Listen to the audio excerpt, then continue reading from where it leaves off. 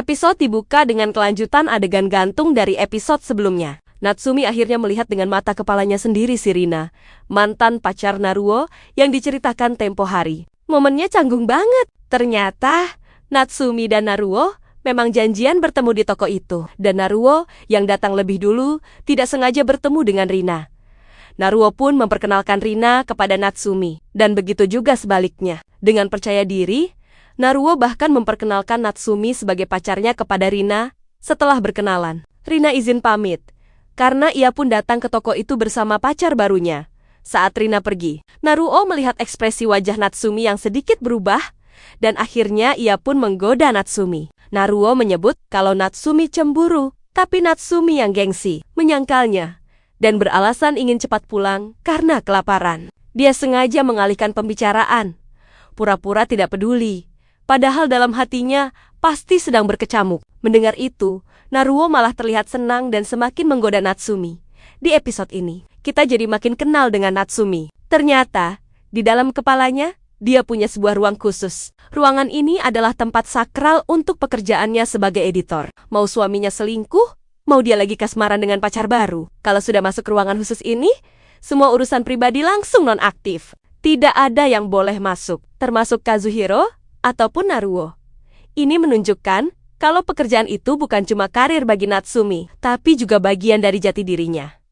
Sekarang, kita pindah ke drama rumah tangga. Suatu malam, Natsumi pulang dari kantor dan menemukan Kazuhiro lagi santai berendam di bak mandi sambil baca koran. Aneh banget kan? Sudah jarang pulang. Sekalinya pulang kelakuannya ada-ada saja. Obrolan mereka juga aneh, dari mengomeli koran yang basah sampai membahas berita pembunuhan karena perselingkuhan. Di sini terungkap sisi lain Kazuhiro. Ternyata, ia merasa tidak bersalah sama sekali jika menyimpan rahasia dari Fuyu. Selingkuhannya berbeda jauh dengan sikapnya kepada Natsumi, yang selalu membuatnya ingin jujur dan terbuka. Artinya, itu berarti Fuyu sama sekali belum tahu tentang keberadaan Natsumi. Tiba-tiba, Kazuhiro mengajak Natsumi main catur shogi. Ternyata, main catur ini adalah ritual mereka dari dulu. Sambil main, mereka jadi bernostalgia. Kazuhiro mengaku, cuma Natsumi yang menjadi lawan sepadan untuknya, baik di papan catur maupun di kehidupan. Dia tidak bisa menemukan perlawanan yang sama dari Fuyu.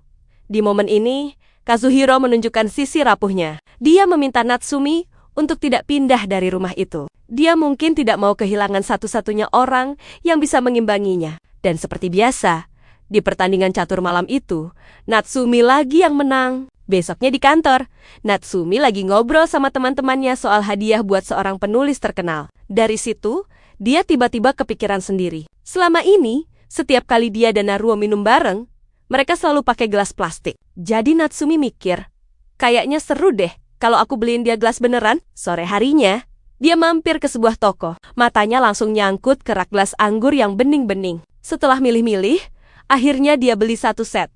Begitu sampai di apartemen Naruo, Natsumi langsung ngasih hadiah itu. Naruo kaget, sekaligus seneng banget. Katanya, dia juga sebenarnya udah kepikiran buat beli gelas sejak Natsumi sering main ke sana.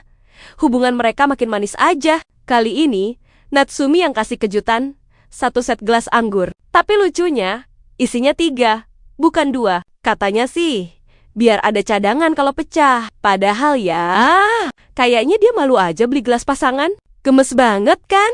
Di tengah suasana romantis, Naruo memuji Natsumi cantik, yang membuat Natsumi jadi tersipu malu. Kata Naruo, Natsumi ini unik. Kadang sikapnya seperti laki-laki, blak-blakan dan kuat, tapi justru karena itu sisi perempuannya jadi makin kelihatan menarik. Lalu, saat lagi asyik-asyiknya kasmaran, salah satu gelas anggur itu tidak sengaja pecah. Wah, ini pertanda apa ya? Dan inilah penutup episode yang bikin makin penasaran. Kazuhiro lagi minum-minum dengan teman lamanya. Tiba-tiba, temannya itu bilang ke Kazuhiro, ingin lihat Natsumi karena sudah lama tidak bertemu. Akhirnya, Kazuhiro pun melakukan panggilan video ke Natsumi, yang saat itu sedang berduaan dengan Naruo. Natsumi mengambil ponselnya yang berdering dan melihat nama suaminya di layar. Dari belakang, Naruo yang bisa melihat layar ponsel ikut terkejut.